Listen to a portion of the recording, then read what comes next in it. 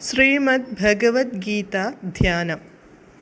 നാരായണം നമസ്കൃത്യ നരം ചൈവ നരോത്തമം ദേവീം സരസ്വതീം വ്യാസം തതോ ജയമുദീരയേത്. നഷ്ടപ്രായേഷു ഭദ്രേഷു നിത്യം ഭാഗവത സേവയാ ഭഗവതേ ഉത്തമശ്ലോകേ ഭക്തിർഭവതി നൈഷ്ടകീ.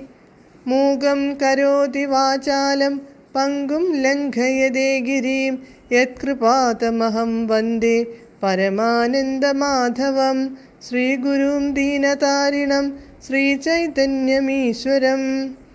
ഓം അജ്ഞാനതിമിരാന്ധസ്യ ജ്ഞാനാഞ്ജനശലാകയാ ചക്ഷുരുന്മീലിതം യേന തസ്മൈ ശ്രീഗുരവേ നമഃ.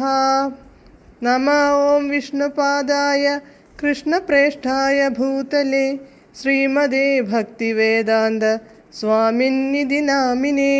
നമസ്തേ സാരസ്വതേ ദേവേ ഗൗരവാണി പ്രചാരിണേ നിർവിശേഷ ശൂന്യവാദി പാശ്ചാത്യദേശതാരിണേ. ജയ ശ്രീകൃഷ്ണ ചൈതന്യ പ്രഭു നിത്യാനന്ദ ശ്രീ അദ്വൈത ഗദാധര ശ്രീവാസാദി ഗൗരഭക്തവൃന്ദ. ഹരേ കൃഷ്ണ കൃഷ്ണ കൃഷ്ണ ഹരേ ഹരേ, ഹരേ രാമ രാമ രാമ ഹരേ ഹരേ. ഹരേ കൃഷ്ണ കൃഷ്ണ കൃഷ്ണ ഹരേ ഹരേ, ഹരേ രാമ രാമ രാമ ഹരേ ഹരേ. ഹരേ കൃഷ്ണ കൃഷ്ണ ഹരേ ഹരേ, ഹരേ രാമ രാമ ഹരേ ഹരേ. ഭഗവത്ഗീത യഥാരൂപം. അധ്യായം 14. ഭൗതിക പ്രകൃതിയുടെ ത്രിഗുണങ്ങൾ. ശ്ലോകം 14, പേജ് നമ്പർ 717. യഥാ സത്വേ പ്രവൃദ്ധേ തു പ്രലയം യാതി ദേഹഭൃത് തദോത്തമവിദാം ലോകാനമലാൻ പ്രതിപദ്യത്തെ. പദാനുപദം.